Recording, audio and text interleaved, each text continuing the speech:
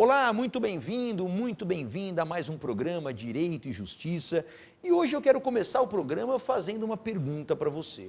Você é daquele brasileiro que já pensou em algum momento da sua vida em deixar o país, em morar num outro país, como Portugal, como Estados Unidos, como Canadá, países que normalmente têm a ideia de que são muito receptivos, são países que recebem muito bem os brasileiros. Se você já pensou nisso, certamente você precisa saber o que é necessário para poder, então, viver em qualquer um desses países que eventualmente você tenha pensado, muitas vezes imaginando que a sua qualidade de vida, seja qual for o motivo, seria melhor. E é exatamente esse o tema do nosso programa de hoje. E para esclarecer esses pontos todos, nós trouxemos aqui hoje o doutor Marcelo Gottic, que vai esclarecer todos esses pontos para nós. Vamos entender o porquê que os brasileiros têm tentado sair tanto do país e buscar a sua vida em outros locais. Então eu já começo dando as boas-vindas, doutor Marcelo, é um prazer recebê-lo aqui e tenho certeza que os nossos telespectadores hoje vão entender bastante do que precisa, acima de tudo, para poder viver num outro país. Olha, muito obrigado pela oportunidade, muito contente de estar aqui e conversar com todo mundo para poder esclarecer esses pontos. Sem dúvida. Eu já quero começar então fazendo a seguinte pergunta. De acordo com a sua experiência, o que tem levado tanto os brasileiros a sair do Brasil para buscar uma vida em Portugal, Estados Unidos, Canadá, que me parece que são os países mais procurados atualmente? O que leva a isso? Olha, normalmente quando alguém chega no escritório, porque a gente tem um escritório na Flórida, a gente tem um escritório em Lisboa, né? Então, quando alguém nos procura com o intuito de migrar, eles querem primeiro entender quais são as possibilidades, os tipos de visto, etc. Mas eles começam contando sempre uma história. Fui assaltado, acho que o custo de vida está muito caro no Brasil, o meu filho tem medo de andar na rua.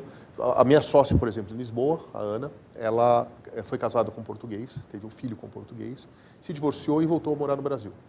Depois de um tempo, ela até se acostumou, porque ela foi criada aqui, etc., mas o filho dela não se acostumava a morar aqui e ela resolveu voltar para lá e está advogando lá, e somos sócios, né? Então, ela, por exemplo, é que o filho não se acostumou porque ele tinha medo de sair na rua, de encontrar os colegas, ir para a casa de alguém, um pouco medo da violência, né?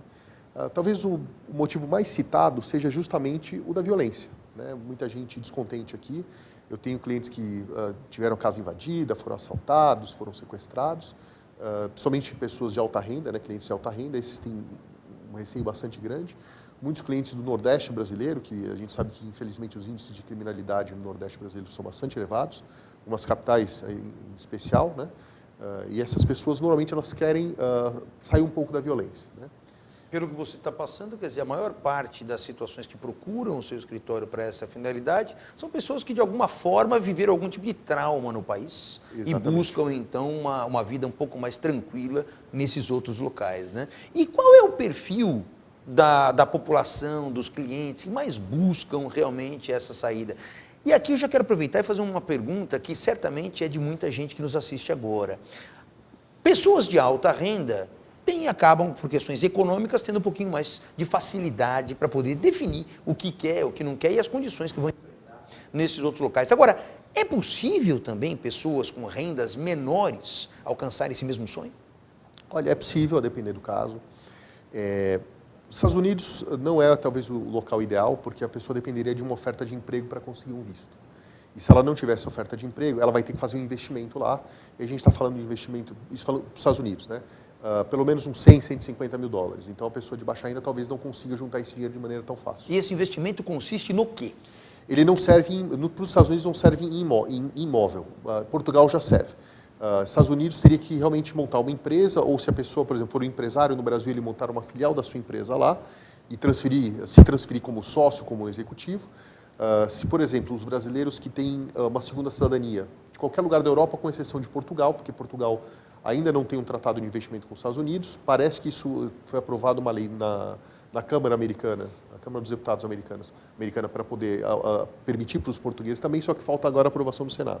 Mas, em geral, quem tem cidadania europeia, com exceção da portuguesa, argentina, colombiana, eles conseguem, por meio dessa segunda cidadania, montar uma empresa lá com 100, 150 mil dólares e tirar um visto E2 que permite morar, em tese, por 5 anos, mas pode se renovar a cada 5 anos desde que a empresa seja mantida aberta, né?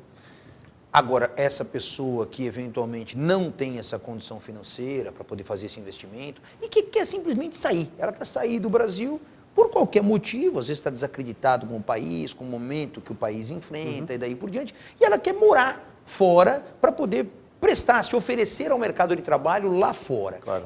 Essa dificuldade é grande? Como é que funciona isso? Então, a gente tenta buscar, pelos ancestrais da pessoa, se por acaso ela teria direito a uma segunda cidadania. Então, por exemplo, para os portugueses hoje, para o filho e para o neto de português, é possível tirar a cidadania e não é um grande problema. Só que, por exemplo, se o neto de um português tirar a cidadania, ele vai ter uma dificuldade de passar para o seu filho. Mas se ele tirar para o pai dele antes ou para a mãe, se estiver vivo, aí passa para ele e é uma nacionalidade que ele adquire originalmente, então ele pode passar para os seus descendentes e passa de um para outro. Então Portugal é tranquilo, a Itália é muito fácil também. A dificuldade da Itália hoje são duas, que é obter a documentação, que às vezes é difícil na Itália, porque tem que fazer a busca, mas é possível. E o segundo problema é que o consulado italiano tem uma fila tão grande que demora mais de 10 anos para conseguir essa cidadania. A alternativa seria fazer esse procedimento lá, desde que a pessoa ela mude efetivamente para a Itália, e aí ela se registra numa cidade local, a Comune, e a Comune que acaba emitindo a declaração de cidadania. Então é possível, por exemplo. Nos Estados Unidos ele dependeria de uma oferta de emprego. Então, se ele não tiver uma oferta de emprego e o pedido de visto é feito pela empresa que o contrata, é um processo um pouco mais longo, um pouco mais tortuoso, mas é possível, só que ele depende de uma oferta de emprego, a não ser que ele tenha algum familiar, por exemplo, o pai, ou, por exemplo, um filho, que possa conseguir um green card para ele, que depois pode ser convertido numa cidadania. Agora, imaginando aquela pessoa que, porventura, não tenha a possibilidade de obter uma segunda cidadania, por conta que não tem ninguém na árvore genealógica próximo que permitiria isso. Então, é um brasileiro sem condições de segunda cidadania. Consegue ir? O que tem que fazer para poder viver nesses países? Para os Estados Unidos é um pouco difícil. Tá? Para os Estados Unidos, se ele não tiver um familiar que consiga passar esse green card para ele vai ter um pouco mais de dificuldade. Agora, Portugal tem uma série de facilidades, porque assim, normalmente se precisa de um visto para a pessoa entrar e dizer que vai residir, depois chegando lá ela pede uma autorização de residência. Só que é possível chegar lá sem esse visto, porque o brasileiro não precisa de visto para entrar, e se ele arrumar um emprego lá, ele consegue pedir, por exemplo, uma autorização de residência. Então, Portugal é muito mais receptivo do que os Estados Unidos são em relação a isso. Tá? Então, Portugal é um destino que é muito caro dos brasileiros, muito apreciado pelos brasileiros. Primeiro que nós temos a mesma língua, apesar de ter um sotaque diferente, uma gramática um pouquinho diferente. Isso ajuda muito, que é a comunicação no país, né? E, além da comunicação, a pessoa ela se sente meio que em casa. Sim. Né? Porque mudar para um outro país, normalmente é um negócio traumático. Eu tenho aquele sonho de ir para outro país, com menos violência, com, sei lá, um nível de civilização das pessoas um pouco mais elevado, etc. Só que chega lá, tem um choque, né? Portugal, esse choque acaba sendo mitigado, porque a língua é muito próxima, é a mesma, mas tem umas diferenças, então ela é próxima. A alimentação é parecida, então, por exemplo, a gente come muito bacalhau aqui no Brasil, em Portugal se come muito bacalhau, e é uma comida barata lá, né? Sim. Então a comida é próxima também, né? Muitos dos pratos que a gente consome aqui vêm de origem portuguesa, né? E a gente tem também, é curioso, por exemplo, o centro da cidade, aqui em São Paulo, ele lembra um pouco, por exemplo, não é a mesma coisa, mas lembra calçada, portuguesa, etc. Então a pessoa ela andando na rua, ela tem aquela sensação de que ela está um pouco em casa. Né? Tem um caráter mais familiar, né? Bastante familiar, né? E uma outra possibilidade em Portugal, que é uma lei que talvez o regime mude, esse mesmo regime tinha na Espanha, a janela se fechou em novembro, tá? Em Portugal a janela ainda está aberta, que é para os descendentes de judeus sefarditas, que são aqueles judeus que foram expulsos de Portugal, vieram morar aqui, e alguns foram até convertidos em cristãos novos, etc., e é chamada Lei do Retorno. Né? Inicialmente essa lei demorou um pouco para decolar a utilização dela, quase que uma lei que não pegou, mas depois que descobriram essa lei, agora o número de processos é bastante grande. Então já está passando dos 100 mil processos em Portugal. Por conta disso, está começando a se discutir em Portugal, aprovar uma nova lei para criar uma data de corte. Então, uma pessoa que consiga comprovar que ela é um descendente de judeu que pertença à comunidade judaica de Portugal, então tem que fazer um estudo genealógico, ela também consegue. E aí, sai uma cidadania mesmo, inclusive para a família toda, e ela consegue mudar para Portugal, mesmo que ela não tenha uma oferta de emprego também. Então, e esses brasileiros que imigram para esses países, especialmente Portugal, ou até mesmo Estados Unidos, Canadá também, em termos de mercado, quais são as principais áreas, as áreas mais comuns que eles empreendem nesses países para poder migrar? Olha, eu diria que tem um pouco de tudo, na verdade. Então, eu tenho clientes que são empresários do setor da panificação, Tem clientes que montam cafés, tem clientes que montam lojas, tem clientes que montam empresas mais estruturadas, por exemplo, tem um cliente que é um banco, que transfere executivos.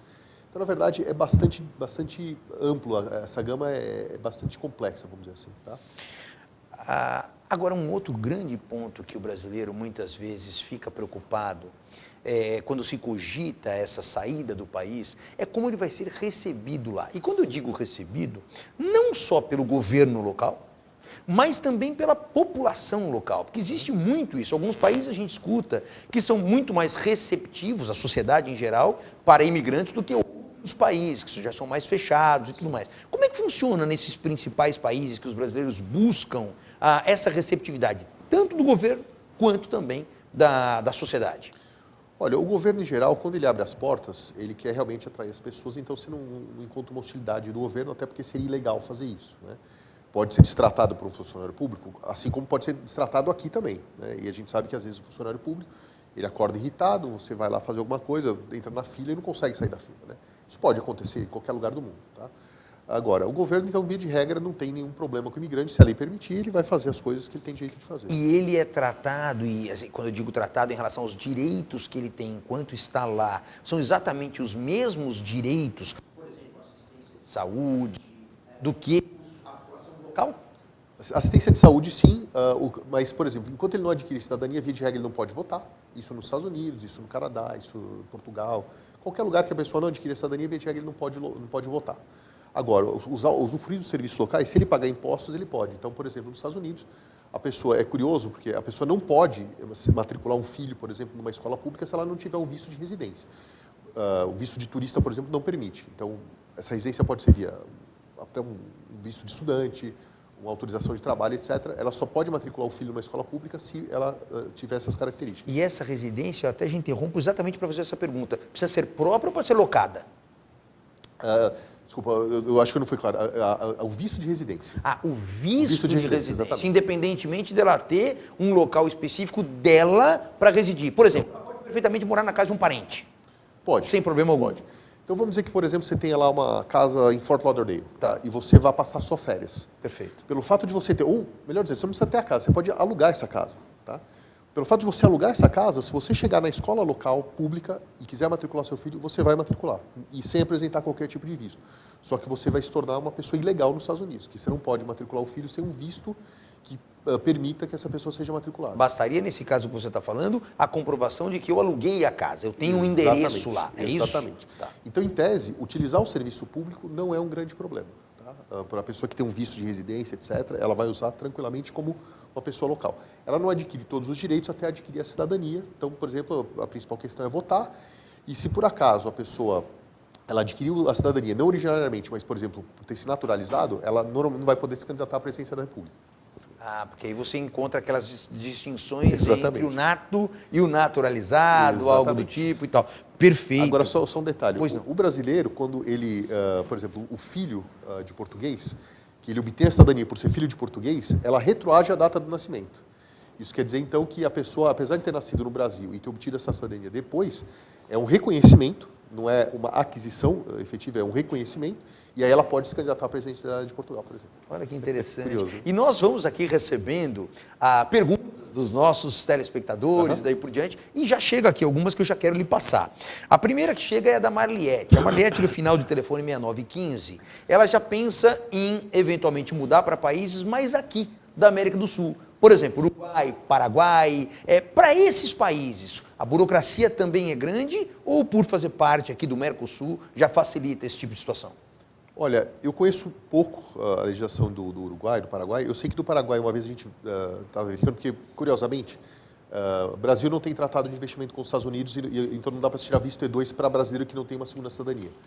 Mas Paraguai tem, desde 1869, que foi um tratado celebrado meio que para reconhecer a independência dos dois países. Foi um tratado um pouco tardio, porque a independência americana foi mais de 50 anos antes disso, mas era a maneira de se reconhecer, era fazer um tratado que é chamado Tratado de Comércio, Navegação e Amizade. E esse tratado com o Paraguai existe desde 1969. Então eu acabei estudando um pouco lá. É possível, por exemplo, a autorização para residir no Paraguai sem muita dificuldade. Tá? Até porque o limite das cidades país, Ponta Porã, por exemplo, que atravessou a rua, você já está no Paraguai, né? Você nem percebe onde está, quando está num país ou no outro. Exato, você não tem nem a exata distinção. Você acha que ainda está num país, na verdade já atravessou a fronteira. Me parece que, assim, fisicamente acaba sendo mais fácil, mas isso não isenta das regularizações devidas para poder residir legalmente no país, né? Perfeito. Então ela tem que obter uma autorização de residência e essa autorização de residência no Paraguai, se não me engano, são por 2 anos, ele depois pode pedir um reconhecimento da sua cidadania, tá? Que seria uma naturalização. Argentina, eu particularmente não conheço, Uruguai, eu sei que existe também um regime, mas eu conheço muito pouco. A Kátia Pimenta, ela não faz uma pergunta, mas ela faz aqui uma observação. A Kátia diz o seguinte, que a melhor parte de ir para Portugal é que lá não tem atos de terrorismo também, né? Não tem. E, na verdade, assim, o índice de criminalidade em geral lá é muito baixo. O que os próprios locais dizem é que, assim, a gente tem que tomar cuidado em regiões que tem, por exemplo, vou a um parque, vou a um evento que tem muita gente, eles falam, tem o chamado pickpocket, como eles falam. A pessoa que bate carteira, que pode, por exemplo, fazer um furto de dinheiro, alguma coisa, mas raramente acontece um crime violento lá em Portugal.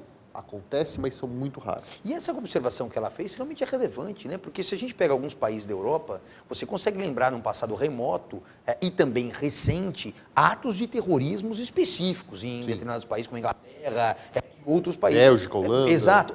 Portugal não, né? Portugal não aconteceu, não é normalmente um alvo, é um país bastante aberto, bastante receptivo a pessoas, inclusive, que são oriundas de países que cometem atos terroristas. E as pessoas, elas acabam se integrando bastante à sociedade lá. Então... A Eulália Domingos também está aqui parabenizando e elogiando o tema que está sendo abordado. E a mesma coisa, a Andréia Costa. E a Andréia Costa, ela também, além do elogio, agradeço, Andréia, a sua referência aqui ao programa. E ela quer saber o seguinte, pela experiência, a receptividade para imigrantes em Portugal está sendo boa? Nós falamos agora há pouco da receptividade do governo, Sim. Mas e a população agora?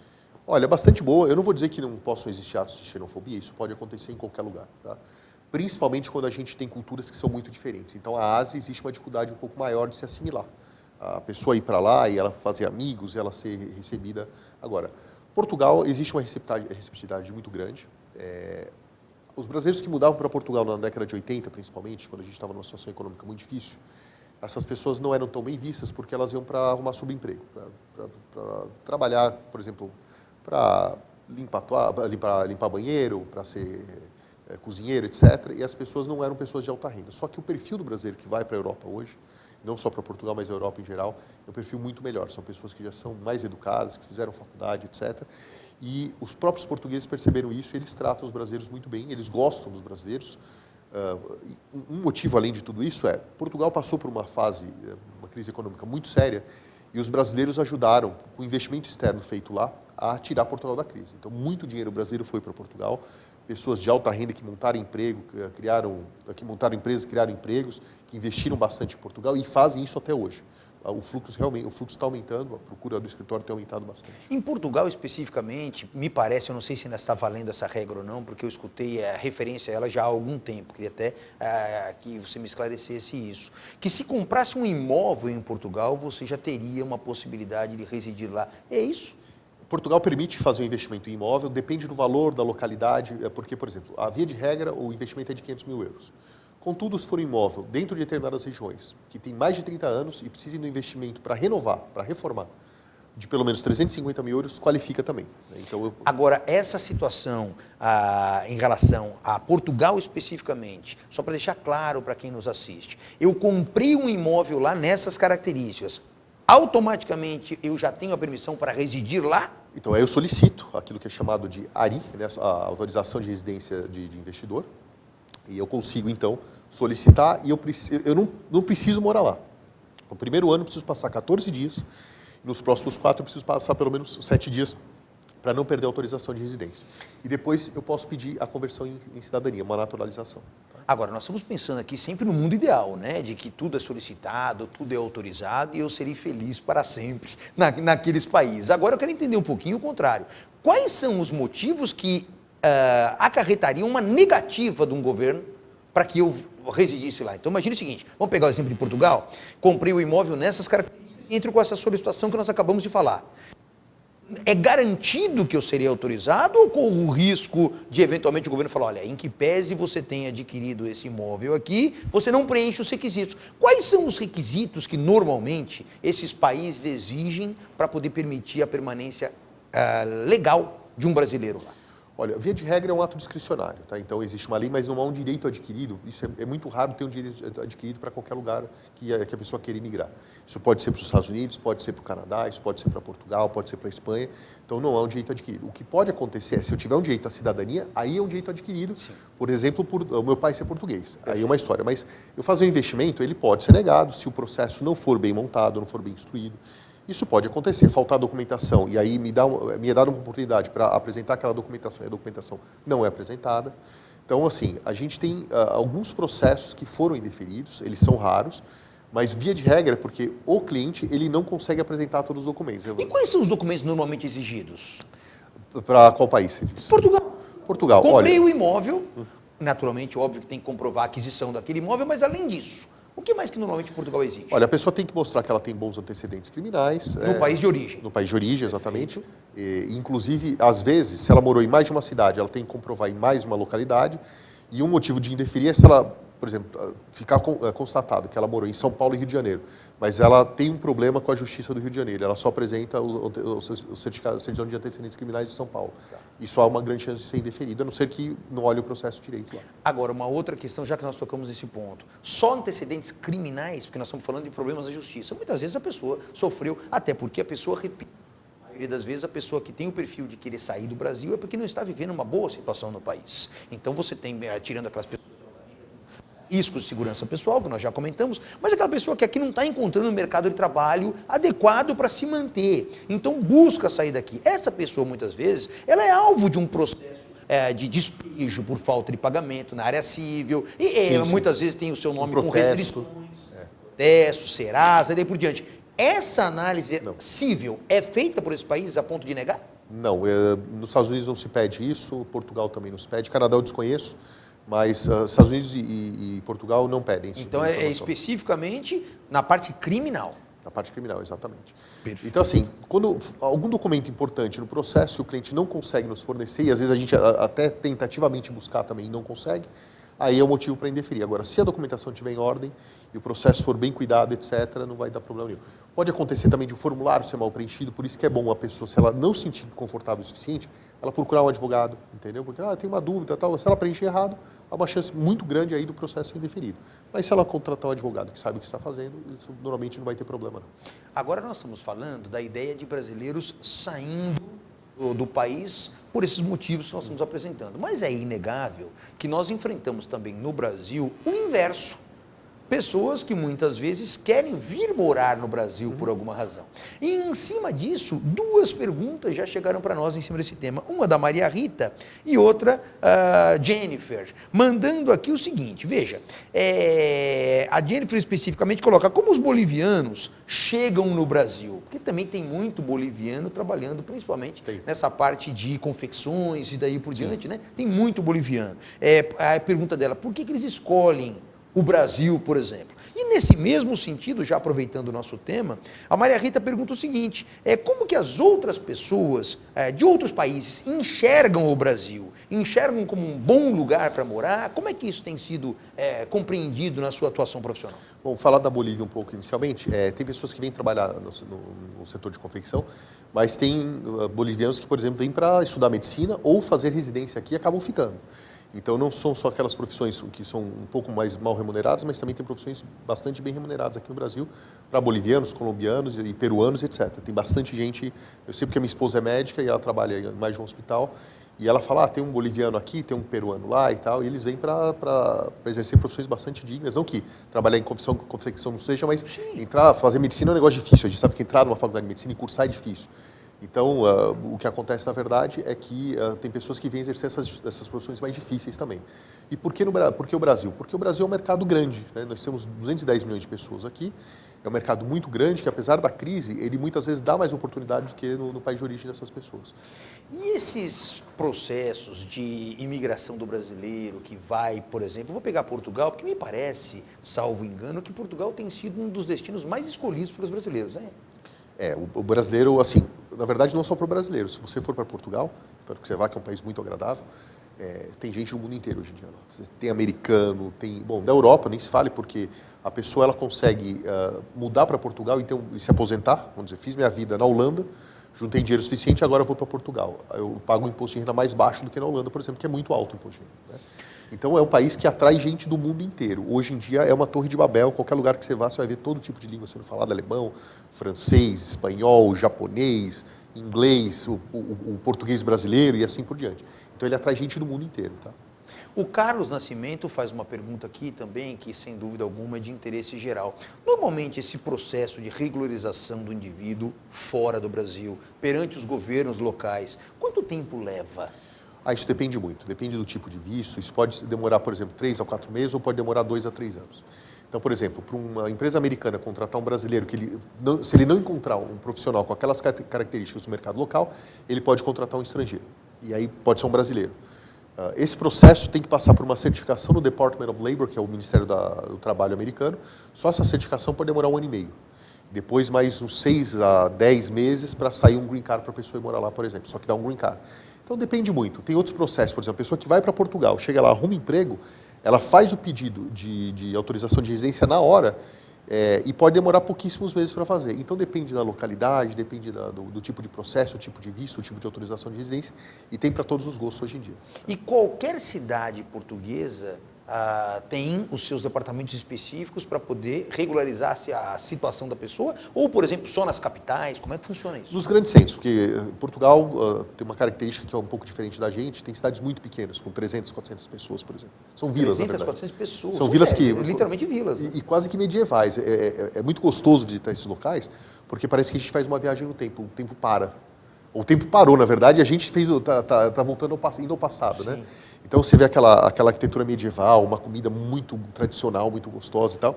Nessas localidades você não vai encontrar um escritório de imigração, por exemplo. Mas Porto, Lisboa, você vai encontrar sem problema nenhum. Às vezes tem uma fila grande, porque a procura é muito grande hoje, mas é um serviço bem prestado. Em relação aos Estados Unidos, especificamente, o atual governo dos Estados Unidos tem sido algo que desestimula brasileiros a irem para lá e daí por diante? Olha...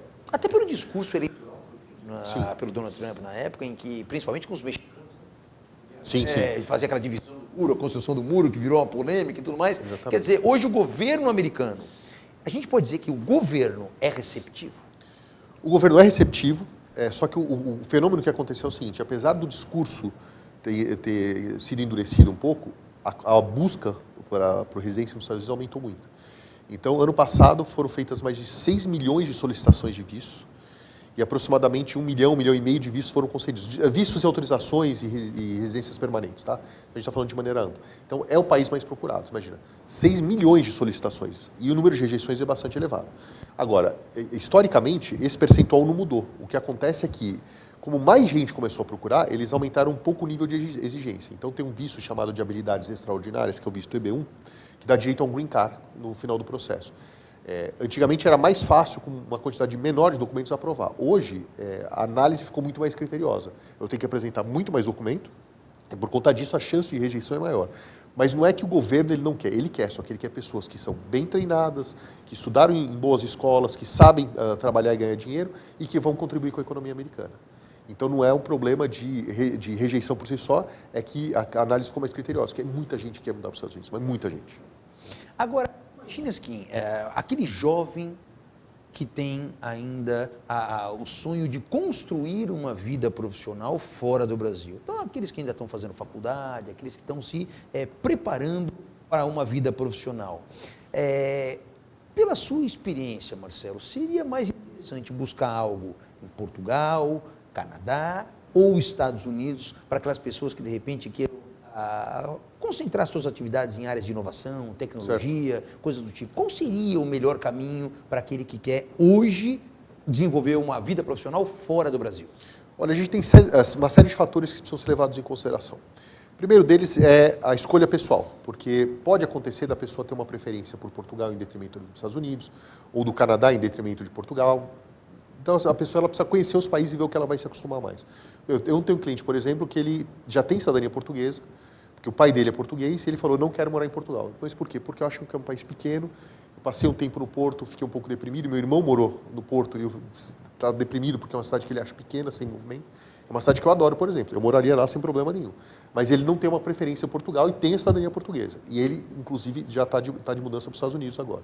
Então a pessoa primeiro precisa ver a preferência dela. Tá? Segundo, ela precisa ver o que ela quer fazer. Portugal, apesar de ser um país europeu, mais tradicional, etc., ele é um centro de inovação. Você deve ter ouvido falar do tal do Web Summit, Sim. que é o maior evento de inovação do mundo. Ele começou na Irlanda, foi transferido para lá, e hoje ele atrai dezenas de milhares de pessoas que vão, e elas... é quase que um culto aquilo, né? É quase uma questão religiosa, as pessoas vão e participam dos eventos, e é um centro de desenvolvimento de tecnologia. Hoje, Portugal, ela atrai empresas de tecnologia. Antigamente não atraía. Estados Unidos, com certeza. Você tem o Vale do Silício, tem, por exemplo, na Flórida tem centros de tecnologia, tem outros lugares dos Estados Unidos também. Então a pessoa ela precisa ver o que ela quer. E aí estudar muito bem cada região, estudar os prós e os contras, né? E ela precisa, logicamente, e aí que está o grande problema, ela precisa ver qual é a preferência dela. Porque hoje tem escolha em tudo quanto é lugar. Se a pessoa falar assim, eu quero estudar em tal país, mas eu não quero pagar, ela vai ter que ir para a Europa porque o estudo lá é muito mais barato do que nos Estados Unidos. Se ela conseguir a cidadania ou uma autorização de residência, então, fica muito mais barato, porque, por exemplo, fazer faculdade para o português custa 1.000 euros por ano. 1.000 e poucos euros por ano. Por ano. Para o americano, não existe essa benesse. Então, ele pode ser residente ou não residente, ele vai pagar lá 30, 40, 50 ou até 60 mil dólares por ano numa boa faculdade. Então, depende. Então, se ele tiver condições e quiser para uma faculdade americana, ele se prepara para gastar. Então, tem uma série de fatores. Por isso que, às vezes, ele senta e conversa com um consultor, com um advogado, com amigos, passa, por exemplo, um mês num país, passa um mês no outro, e aí ele vai decidir qual é a preferência dele. Marcelo, nós teríamos assunto aqui para transcorrer durante muito tempo. É verdade. Mas o nosso programa de hoje vai chegando ao final. Eu quero lhe agradecer muito por aceitar o nosso convite. Quero deixar as portas abertas para um retorno aqui quando entender conveniente, e certamente esse convite será refeito. Então, muito obrigado pela sua presença e pelos esclarecimentos. Doutor Pantaleão, muito obrigado pelo convite. É um assunto que eu gosto muito de tratar, então, a hora que quiser, eu voltarei com certeza. Muito obrigado. E o nosso programa Direito e Justiça vai ficando por aqui nessa semana e nos vemos no próximo programa. Até lá!